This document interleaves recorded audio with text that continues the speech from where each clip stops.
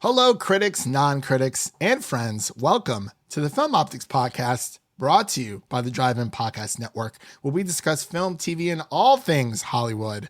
I'm your host, Christian, and as always, back again, actually, from missing out from our last podcast, because, you know, he doesn't like Harry Potter. My co-host, he's back for another review. He's always here. His name is Maybe Devin. if Harry Potter has some squids in it.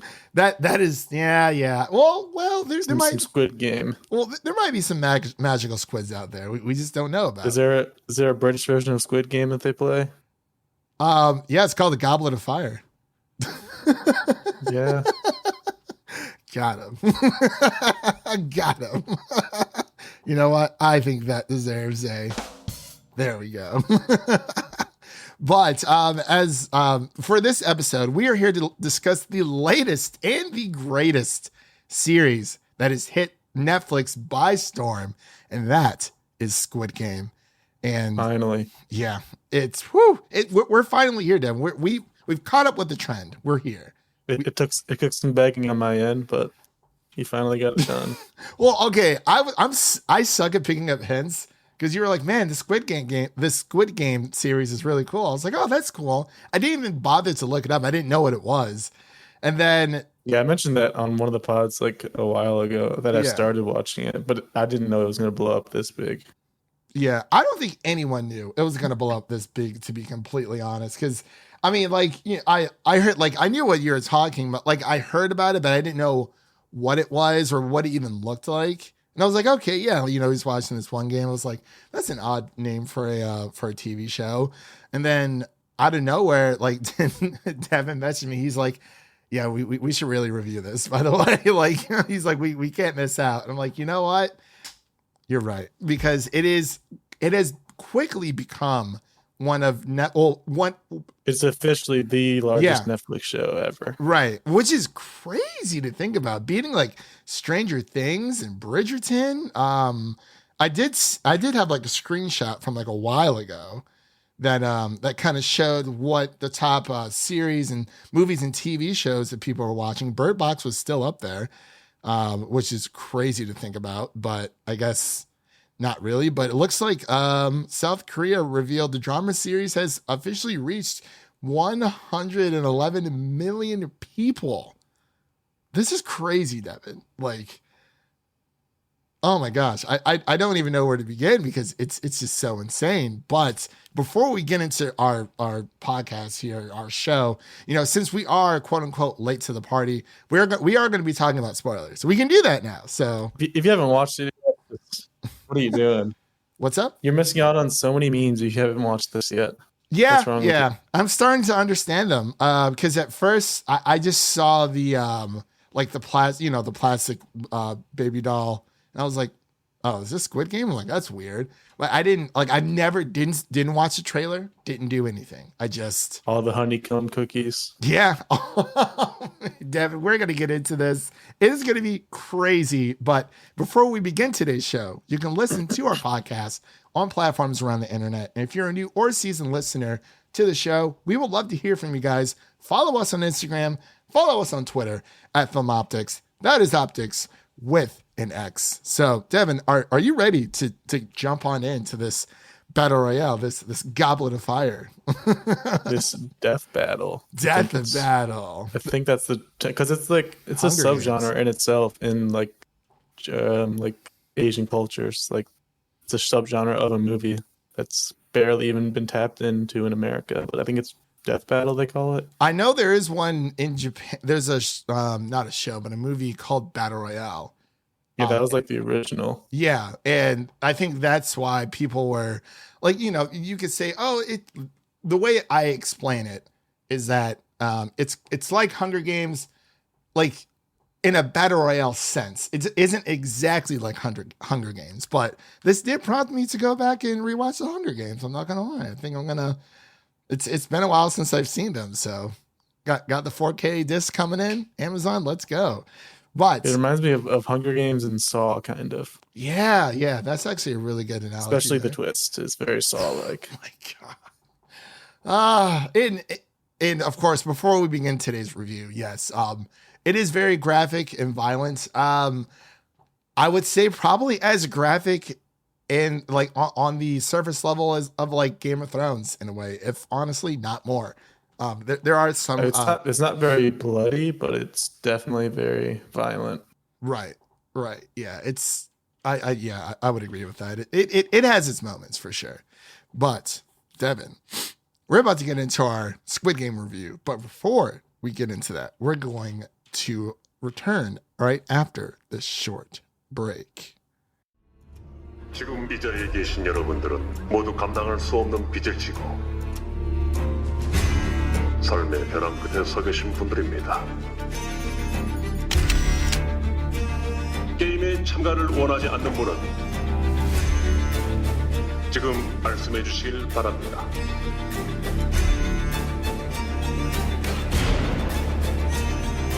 무궁화 꽃이 피었습니다입니다. 그 옛날에 어릴 때 하던 거 말이야?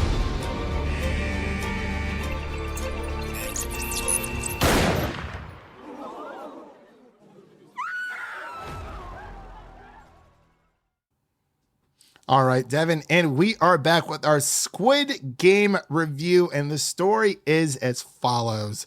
Hundreds of cash-strapped players accepting a strange invitation to compete in children's games inside of a tempting, let me start that over.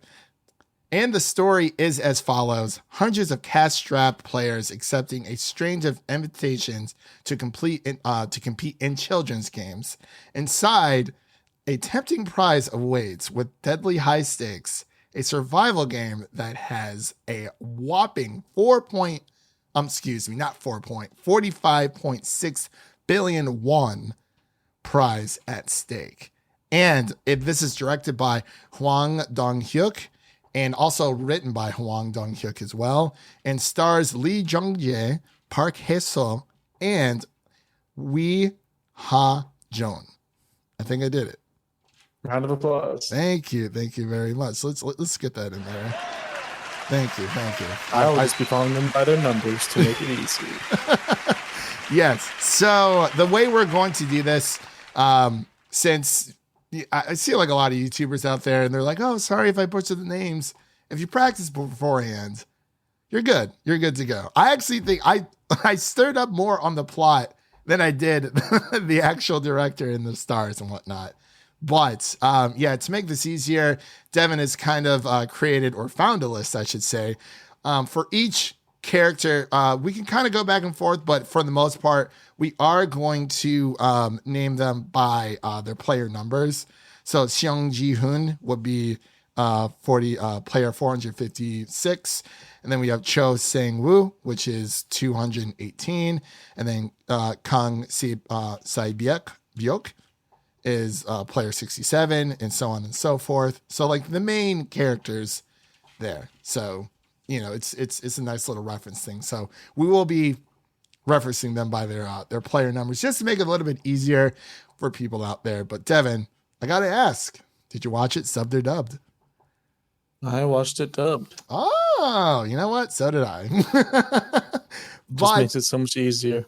You don't have to pay as close of attention, even if it does sound a little strange, which it does. Yeah. I'm not a big fan of live action dubbed, even though that is the standard in many, many countries, because there are a lot of, films that come out of the US that hit other countries and, vice versa. I did watch it in dubbed for the sake of, Devin wanted to review it. And I was like, you know what? Yeah, we're going to watch it. I'm going to watch it. We're going to review it. For me, just on a first watch to get through the story, I sucked it up and just watched it dubbed, which I think is okay. It is a bit weird. After a while, I kind of got used to it, just because, I've been, it's 9 episodes long for the first season. And so it was, after a while, I kind of just, got used to the paces and whatnot. I did try dubbed for a bit during the very beginning. And one of my favorite movies is, of course, Parasite, which is also made by another, a Korean film, which killed at the Oscars a few years ago, back in 2019. So, for that, for, you know, that movie, it requires a lot more attention. This does as well. It just depends on how you want to tackle it, I guess, or what your preference is. I definitely want to go back and rewatch season 1 and as not dubbed but subbed, just to kind of get that, because it does feel more authentic. I will say, just I guess just starting off with this review for the initial reaction, the dubbed voice acting felt more like it belonged in a Japanese or Korean anime, I will say, because it really just had the inflections and everything, and just the over exaggerations, especially with some of the characters, with their with their language and just the reactions that they had. So that is one thing I'll say. I could totally see this becoming an anime as well and working just as well. But I think the fact that it is live action is a little bit more inviting for those who don't watch animated projects. But overall, I was very, very impressed. I went into this blind, which is great.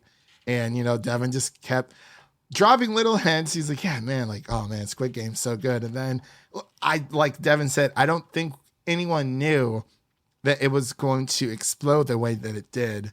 And it would be a pretty big missed opportunity for us not to talk about it, because, you know, it's as much as we like talking about, you know, Marvel and DC shows here on the channel. I mean, not the channel, excuse me, podcasts.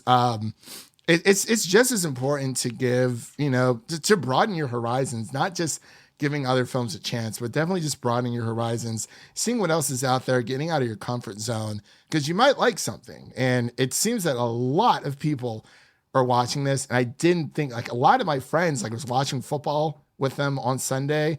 They're like, hey, Kristen, like, have you watched Squid Game? I'm like, no, I haven't watched it. Yeah. They're like, oh my gosh, like, you have to watch it. I didn't think they were going to be interested. I was like, yeah, it's like, you know, the Korean Battle Royale show, but I didn't think they were going to be interested. I didn't think that they would care at all, but, you know, I asked them, like, hey, you know, you guys can talk about it, just avoid spoilers. And they're like, yeah. So they did. And wow, it was really mind blowing. I'm really glad that there are so many people out there who are enjoying this as much as they are, but I'm going to pass it over to Devin so we can give his initial thoughts. It's crazy. It just took over the world, man. I mean, that first episode just really did such an amazing job of just pulling you into the story and the world, because it's just an insane premise. And then by the end of it, there's just a lot of death happening, and you're like, oh my God, I have to keep watching. But then episode 2, it kind of slows down a bit because it takes you out of that world and goes back to their real world. I was a little concerned with that when I was first watching, but then obviously they get right back into it. And it's just such a cool, just everything about the cinematography and the set pieces is just amazing. Like all the colors, all those sets. I don't know how they built those, like the staircases. How do you do that? And it was actually all real, like very little CGI too. Yeah, that's what I really, really liked about this. If you know, obviously there are parts about this, and of course, we are going to get into spoilers here in a second. I know it's been out for a month, but I'm still, conscious of those who haven't seen it yet, because I'm sure there's a lot more people out there who haven't seen it. But I do agree with you, Devin. The practical set pieces and everything that they use, it just made the world feel that more real. The camera shots were very, very. Some of them were very, very breathtaking. The characters themselves were very just all over the place. Everyone has their small little backstory, and in this small part of South Korea, and just the way that the story is told, and the way that even like the sound design when it comes to certain things, it was very. I cringed a little bit when it came to certain scenes. I'm not gonna lie, but I mean, I got through it all the same. Like I'm a big boy. I can handle a little bit of blood here and there, but like just the practical effects is something I really, really enjoyed having, and it didn't feel like a fake world. It felt real. You do have to sprinkle a little bit of CGI in there from time to time, but it's like as I was watching it, I didn't really think about like the costume designs, or just I honestly just kept thinking about PlayStation the entire time because of the the square, the circle, and the triangle. And I was like, all right, where's X? X. Oh, excuse me. Some people, it's technically called a cross button, Devin. That's what they say in Japan. It's like, nah, it's the X button. But yeah, just the fact that we go through this story, and I love that it's so anonymous when it comes to the games themselves, because everyone who is involved on the other side, gathering up all these people, you never see anyone's face ever.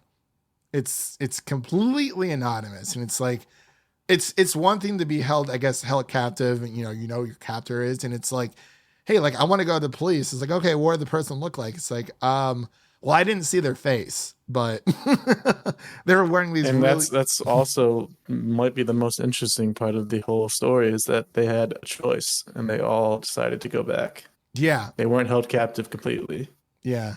That's what I like about it, though. Like, I know what you were saying, that, it did take you out a little bit, and I do agree there, but it felt more realistic. It wasn't just like, okay, like these people are here and then that's it. They just have to play.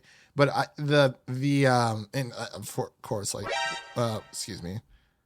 Yeah, I think we're going to kind of get into spoilers. We're now. diving in. We're diving in for sure. So again, if you haven't seen Squid Game yet, definitely go watch it. It's an easy 9-hour watch, whether you watch it dubbed or, English subbed.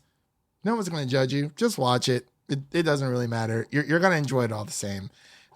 But so for going back to, I guess, our conversation with, just, the money and how, they had the choice to leave because of the philosophy that this organization kind of believes on, where it's like everyone should be given a fair chance, which is technically true, as messed up as it can be at times. But it was episode 6. What's up?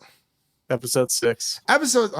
Devin, I'm telling you, episode 6, it killed. I texted you. I was like, I can't believe they just did that. And I was like, I can't watch the rest of the day. I gut punch after gut punch in that episode. I really needed to just like process what I just watched. But between, was it 5 games? 6 games? 5 games. Because it was red light, green light, and then they did the honeycomb. And then after that, tug of war, and then the marble game, and then the glass. The glass, and then Squid Game. So 6. Okay, 6. Yeah. Whew. Honestly, we really need to talk about the games. So, like, what was your take on incorporating? You technically could include the strobe light murder scene as a game that they caused, or even the 2 paper squares during the very beginning, with them into the games. Yeah, with player 456, Jung-jae.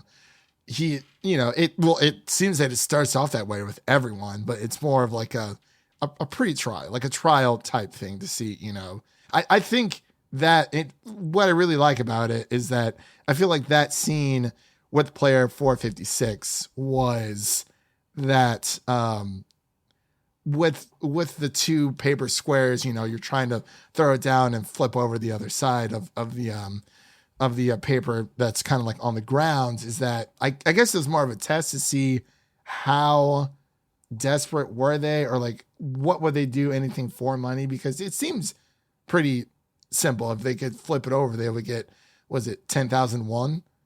And then if not, they have to either give them that money back or get slapped in the face. So it was kind of, I don't know. I think it was more of like a pre-trial, you know what I mean? But I'm not sure. But was there anything you wanted to bring up? I know I've been talking here for a while. I'm literally just gushing over this amazing series. Just in general, just trying to wrap your brain around how this like blew up so big. It's kind of mostly everyone can relate to money issues and being in debt at some point in their life. So that's why I think it's just such an easy watch, because right away you understand the premise, because unless you're a 1%er like these VIPs in here, then you understand what it's like to be in debt to somebody or just have money issues in general. And sometimes you just want a way to erase all of it. And if it's by playing murderous children games, hey, maybe that's the only way you can do it. That's what these people came to the realization of when they went back to the real world and thought, hey, my life is awful out here. I have nothing to live for, so I'm going back in. It's just crazy, and especially because it came out during a worldwide pandemic where the economy is not looking too great, and there's obviously a lot of like analogies to capitalism and how bad it is throughout this show, and it's just crazy to think about how popular it becomes. Because I think the first Hunger Games book was in 2008. Yeah, I believe so. And that's obviously the last time we had a giant. Like you mean the game or the? Crash. I mean the book or the movie? The book. I know the movie was 2012, but I think the book came out in 2008. As obviously when we had a September market crash. 14th. Yeah, September 14th, 2008. Yeah, and that's another reason why people can latch onto that one so easily. It's kind of crazy how many similarities there are, but yeah, it just took over the world, and everybody can watch it. There's no like, I don't really see a reason why you couldn't watch it unless you just don't like violence, I guess. But it's just so relatable. It's something you brought up with them. Everyone has money problems, but it's like these people had money problems. Yeah, and they're very human and complicated, and they're complex characters, especially 456. Like he is such a complex character because from the very first episode you see, all right, he's kind of awful because he's stealing money from his mom to gamble away and waste away his money, but then you see more sides of him. He's got a daughter and an ex-wife, and you see all these sides to him that makes it a little more complicated. But then the decisions he makes, his best buddy, the old man, 001, oh boy, still pissed at him. I'm very, very mad, but I do agree with with Sung-ji, player 456. It says for his action survivor. Like he doesn't have combative skills or strength, but it's just he manages to come out like on top. The main character of the series, and it's with everything with his mom having his main motivation is for his to fund his mother's diabetes and everything that she's been going through, and it's terrible because like they're with player 456, like it's the entire it's very sad between the relationship that he has. It's between him and his mother, then his wife, his daughter, and then the stepfather. The parents aren't together, and it's like he would do anything for his little girl, and it really just shows like between him and, my gosh, I mean, even with Sae Byuk, the player's 67, who was honestly my favorite in the entire series. There's a lot of thirst going on in the world for her. Yeah, it sucks. I mean, like I think she has like a few million Instagram followers now. Does she really? By millions. That's I just really enjoyed her character. I mean, she had a very simple motivation. Her mother's stuck in North Korea, and her brother's in foster care, and she kind of wants to break out of that. But she's very combative, and she's very smart. She doesn't trust anyone when it comes to games like this. You kind of can't, and she really has like that big sister instinct, and it seems that episode 6 between her and player, which one was it? Player she's 240. Young. Those scenes were just Young, heart crushing. Like it was the fact that she said, "I'm glad you played with me," or "I'm glad you chose to play the game with me" at the end before she dies. Like, oh, it hurts. Player 67 got done dirty. That's all I'm gonna say. Towards the very end, like, okay, out of all the games, like we mentioned before, it's like, which one gave you that like heart-stopping moment? Because I'm still trying. Like, I mean, we talk about episode 6, with the marbles, and they kind of got to make up their own game. So, you know, the power was kind of more a little bit in their control, but you know, this organization knew what they were doing, especially I think it was after the Honeycomb game where that's when things started going south because they found out, you know, someone got attacked in the night and the organization didn't do anything. And they're like, Yeah. oh, And they realized that they can kill each other. yeah. Cause you know, And first the money night, still goes up. yeah. And the money And still goes that's up. the genius of having that giant piggy bank. It just visualizes all of it for the players. And it's always there. It never disappears. Always. It's crazy. And like that is when like the rear, like not even the fear from playing the games is like, okay, well, you know, if I go out there, you know, the next game we play, I'm risking my life. Or we come back to like, you know, the commune, the huge gymnasium type thing that they did. It was kind of cool to see that. You know, it's a very, very spacious room. You know, it was more of a peace of mind that they're safe in there. But then, you know, when everything starts happening, it's like, uh-oh. For me, I think the Honeycomb game was probably the most stressful looking one, just because it required the most skill, I guess, and the most precision. I do not have precise hands. I have very shaky hands, bad handwriting, bad drawing, all of it. So just imagining having to do that, especially getting Umbrella, just end it now. It was, There's no way. woo! I saw And one. the crazy part about that scene is the I guess the secondary main character, player 218. He knew that they were playing the Honeycomb game before that started. He got tipped off, and he didn't tell any of them. That just shows early on how cutthroat he really was. Yeah, Because he easily could have told them to choose triangle. Wait, was that him? No, was that 218 or was that I think that the doctor got tipped off first, and then I think 218 found out. I too, thought but he didn't. well on here it shows it on the link that you gave it shows that 218 is the doctor. So I'm trying 218 is the successful businessman.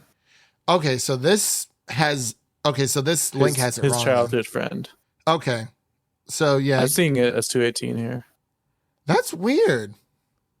Yeah, for me it's showing. Wait, is that the doctor? No. Oh no. Okay, I get. Oh, his hair was different. That's right. I'm sorry. That The was doctor is 111. 111. That's what it is. You're right. I'm sorry. They looked like very similar. It's because of the glasses. That's what it was. Because he takes them off halfway through. Yeah, that's what it was. Player 212. Ma Hing-yo. Wow, she was annoying. Crazy. But hey, she took down the big bad, Devin. She took him down. Literally. Yeah, like I would have to agree with you. The Honeycomb game was crazy because, man, 218. Like I liked him up to a point, but he always had this weird thing about him where it's like you could and hit what he did to Ali. I was like, oh my, come on, like really? And then what he did to 67. Dude, he slashed her throat in the middle of the dark. Because it was between the Honeycomb game, I think the Glass, because there's no way that was a children's game. The Glass one, there's no way. The others, it's kind of like hopscotch. They just made it extreme. Yeah, that is true. Oh my God. It was crazy. I thought player 67 was gonna die right then and there. I was like, oh crap, did she get hit with a shard of glass after they exploded after another? I'm like, okay. That was pretty cool slow motion scene they had there. Because it looked like from that angle that they were showing, it looked like 67 was falling off. Like it's kind of like the force kind of pushed her away from the others and she fell off of the platform. That's what I thought that happened originally. But I was like, okay, no, she's good. And then when she goes into the bathroom, man, like that thing was sticking out. I was like, dude. Oh, and she just stares in the mirror and she's like, make it. I was so mad. I think she should have won the whole thing, personally. But, I mean, look at player 4, Seung-jae, like 456. That smile.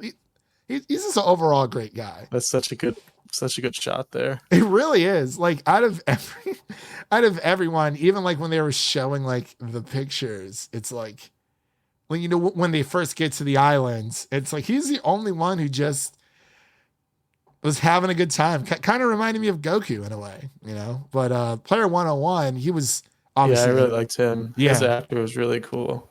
Yeah, I like that tattoo. That tattoo was just such a good job of just telling everything you need to know about that character. Yeah, that was Jung-jae, Player 101. So yeah, he was. I love it how here it says on this. It says asshole victim, big bad wannabe, dirty coward, dirty coward, disc 1 final boss. Disney villain. Oh my god, it's disproportionate retribution, dumb muscle. Hate sink, karmic death. Yep. Never my fault. Yeah. He was I thought he played a really good, like it says, you know, disc 1 final boss type thing, because it really, like, you really got to see a lot of his character where, like, you know, he would do anything to go out of his way, much like Player 218, but in a more in a more overt. Yeah, not so subtle way. But whew, man, 212. Well, she was like, "Nah, you're coming down with me." I was so stressed during the entire glass thing. It's probably as stressed as I was. As soon as I saw those numbers lined up, I was like, "Oh, choose the lowest one, please." Like, you know, there's gonna be people ahead of you dying, and you'll have a better chance. Yeah, literally, just oof, man. I mean, it kind of does set up for because they all wanted the middle for some reason. I was like, I would definitely choose the lowest one. Well, I guess it was more so like, I guess when people first see whatever's first in front of you, like you're not really thinking what's to the left or to the right. You're just kind of seeing what's in your peripheral vision. But yeah, I can. I mean, could you imagine if 456 went first and he switched with that guy at the last second? I was like, oh man. I was like, whew. First is immediate death. Immediate, because it's like, wow. I mean, when they were saying during the glass game, the glass hopscotch, I guess we can call it, because like, yeah, it is kind of good if you're last, but at the same time, you're waiting for everyone else in front of you to kind of, you know, move their butts and let's go along. And then we saw, you know, halfway through with a Player 101, he kind of just stopped and he's like, you know, like, if I can't have the money, nobody can type situation. And he was kind of like running out the time there. And that's when Player 112 came up and, you know, 212, excuse me, came up. Ha-Min came up and saved the day pretty much. She was like, woo. So it's kind of like you're at the mercy of everyone else in front of you, even though you can clearly see the path. But it's, man, oh man, such a great show. Everything that goes on in this. But we haven't talked about Ali yet. Oh, poor sweet soul Ali. Probably the best of them. Well, besides Player 6. Big of Mice and Men vibes. Like, I was like, Lenny, no. He was like, I mean, I don't know why he needed money, but it was funny how Player 212, like, she had a baby and still didn't name him yet. And I was like, okay, that's funny. But yeah, Ali, and I feel like we definitely have to talk about Player 1. That's the big bad. Ali, I can't believe it was him the entire time.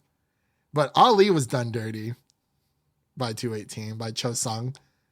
And wow. Because I was like, oh, you know, he was gonna give him the marbles. Did you think those were marbles in that little sack that he gave him when he's like, hey, let's split up when 3 minutes are left during the marble game? We'll meet back up and see if we can, you know. I just want to talk about just episode 6 in general, just how genius it was. Like, that's probably one of the best episodes of TV I've ever seen. Oh, really? I mean, just the idea that this whole time they're playing games and they're playing either individually or in a team, and then this one they choose a partner and they're like, all right, I got to choose somebody who's big and strong and can help me win. But nope, it's a 1v1. And the only instructions they get are that there are 20 marbles total. I think they had 10 marbles each. Yeah. They had, And then the only instruction they get is that you have to get your other players marbles and get 20 total without violence, but any way possible. Any game that you can think of, just get those marbles. And it's just such a creative way to do it. dude, it was insane. I was like, what? I agree with you. I think it probably, because it really hit me with that episode. Just everything that happens with 456 and player one, and we're painted to see that 456 is meant to be the best of them, as player 67 sidebook says. And it was very it was kind of heart-wrenching to see him eventually, with player one, him him kind of slipping into his like dementia and his Alzheimer's and everything. Yeah, I was guessing that he was playing that up. I thought he was sacrificing himself for 456. Obviously, that was not the case, and that makes it so much more painful at the end. Because we never saw the body. We never saw the body, Devin. There's a couple bodies we never saw. Yeah, there's a couple of them we didn't, and I feel like we have to also bring up the policeman. Like, how did you feel about his arc? Because that was I thought that was pretty cool.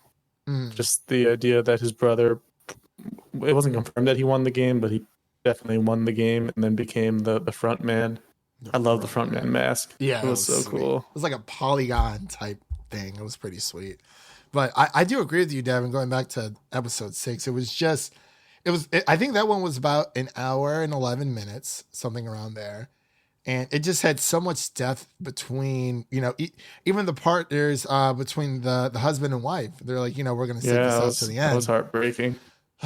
It was just so. And then the husband ends up killing himself later. Yeah, I feel so bad for Ali. I was like, I can't believe he did that to that man. Like, how are you going to? And then even 456, like it's episode 6, and he's still making questionable, like morally questionable decisions. He was playing the old man like a fiddle.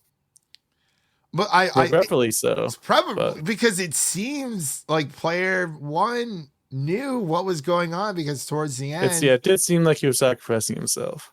It did. Well, because as we figure out later on, in episode 9, he's behind the whole thing, and he said, he's like, hey, 456 says, like, why did you do this? And he's like, you bet on horses, we bet on people. Like, when you have that kind of money. And I really like the parallel with player one, Linam, player one. I really like how he was saying, like, the richest people in the world and, the poorest people in the world have like a lot in common when it comes to like money, because it's like, it doesn't mean anything to them. And I was like, oh, wow, that's actually, once you really think about it, it's like, if you're that dirt poor, it's like, well, you've completely hit rock bottom. Money doesn't really mean anything to you at that point in your life, because you've hit rock bottom. You have nowhere else to go, obviously, but up. But when you have that much money, you kind of get bored. And we actually see, after Squid Game, which, that was kind of crazy. Yeah, I do not feel bad for the old man. Not so anymore. Rich. I'm so rich. I'm so bored. What am I gonna do? No, I mean, he's like, I could play with them.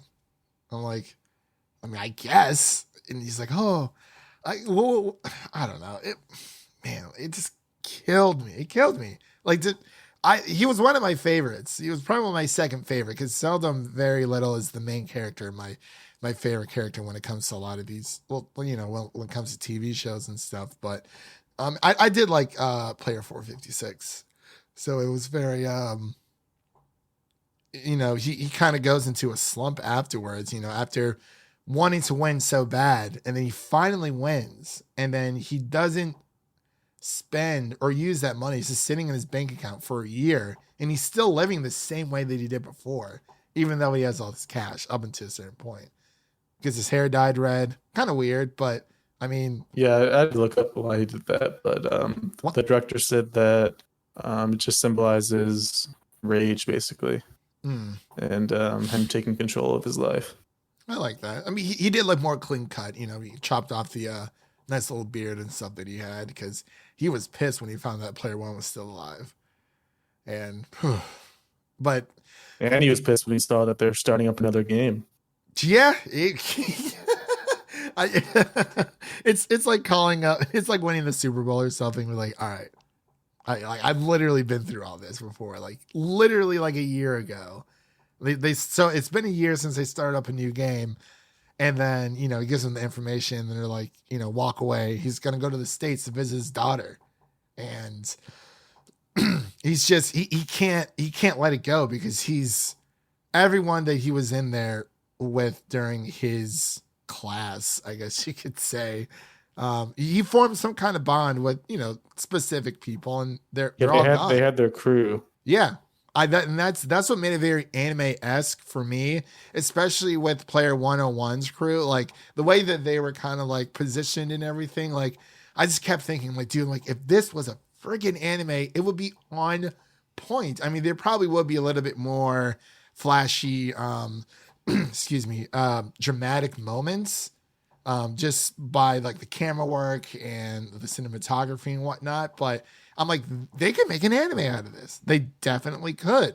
And, this entire season, like it's definitely opened up for season 2. I don't know if they necessarily have any plans, because it's kind of like one of those lightning in a bottle situations. Like you have this series, you have this project. Where do you go with it from now? Obviously, you can't use. Yeah, I'm glad you brought that up, because it's definitely a hot topic right now. I've been trying to look up some articles and read about what the director's thoughts are on it, and it just seems like he's pretty stressed about it. The idea of season 2, yeah, because just following up literally the biggest show ever on Netflix, try to follow that up.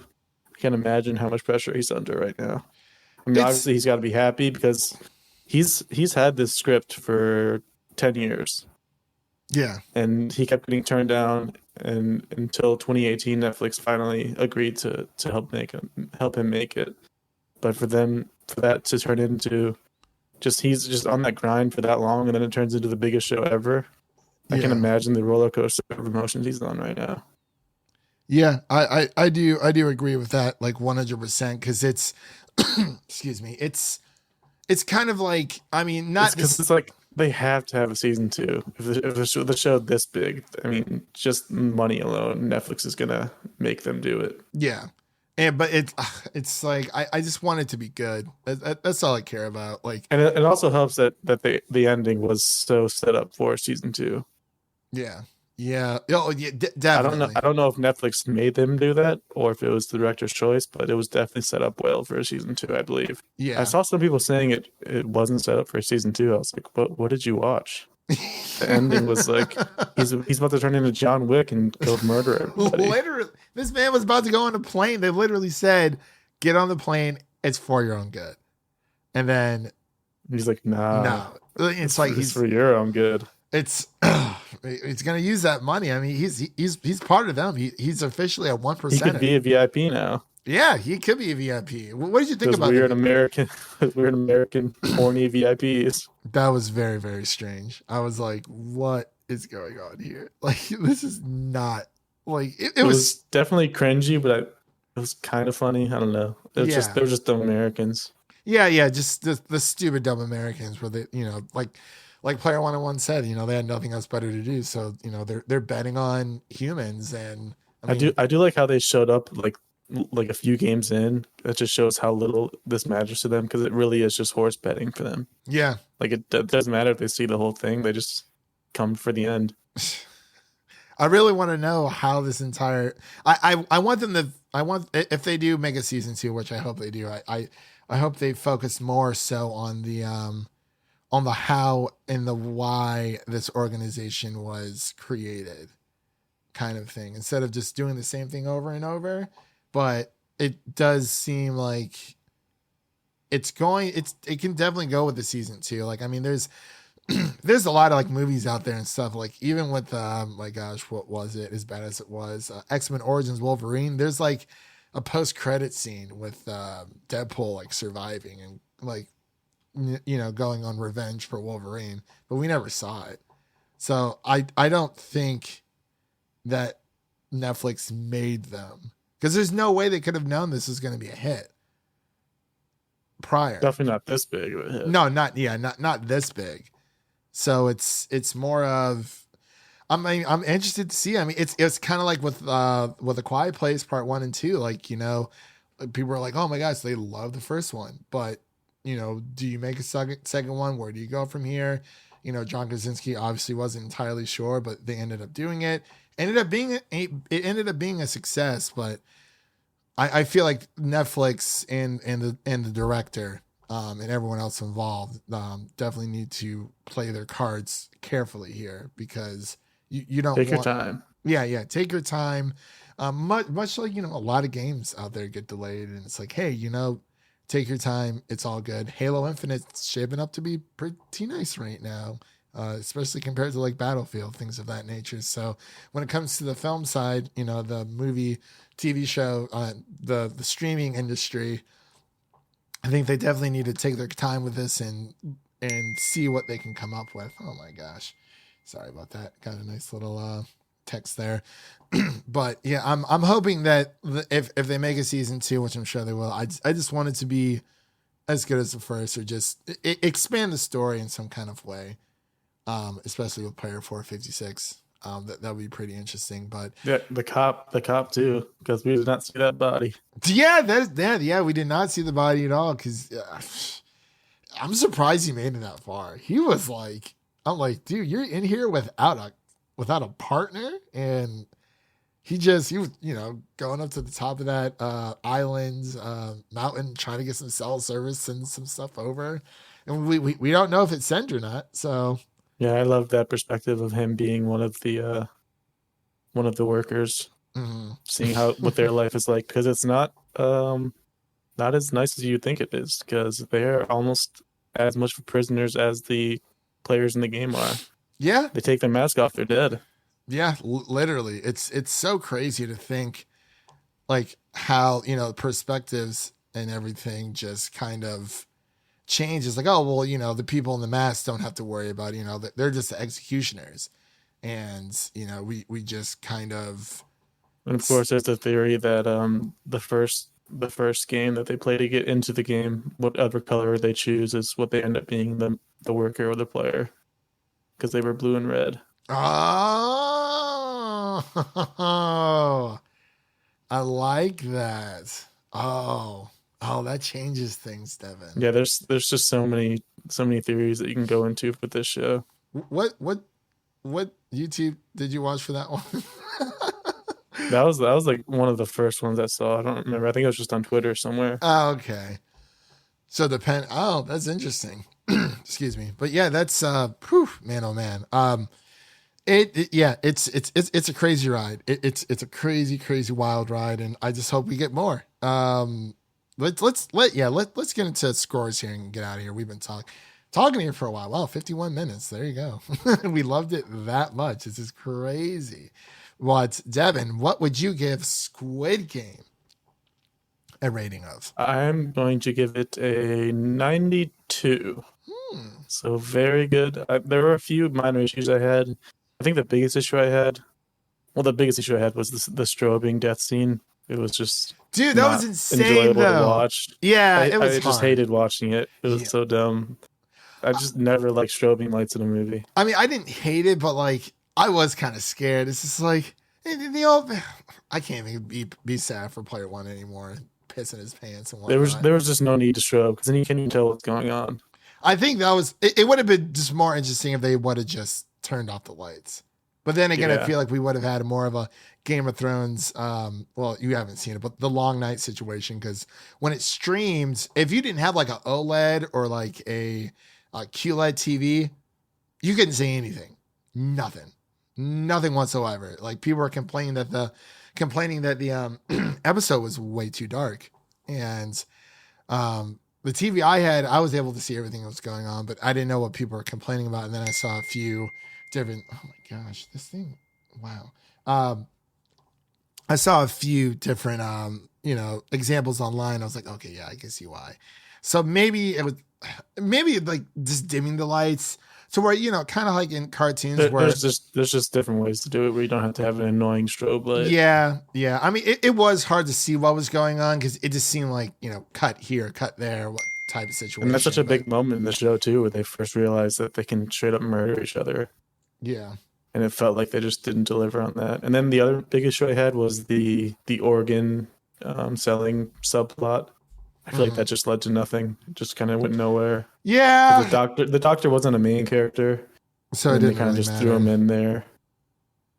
No, yeah, it just Because the didn't cop matter. subplot was so interesting, but then the organ one just kind of died off. Yeah, that is very, very true. But yeah, let's get out of here. You said 92. I'm gonna give it like a solid 94. I have the same pretty much gripes that you guys that you did, just overall, and I really just enjoyed it. I think people should go watch it for sure. If you really have nothing to do, you can kill this off in honestly like a day and a half, not even if you really have nothing to do. But that pretty much concludes our episode of Squid Game here on the Film Optix podcast. Devin, what is coming up on the pod, you ask? Well, we have a lot going on. First and foremost, we actually just finished our first Harry Potter review of The Sorcerer's Stone. Definitely go check that out on the podcast. And we also reviewed No Time to Die. We had a lot of fun with that, had some really great insights, and I guess we're now official Bond Light fans. We went out and bought ourselves some nice little collector Blu-rays there.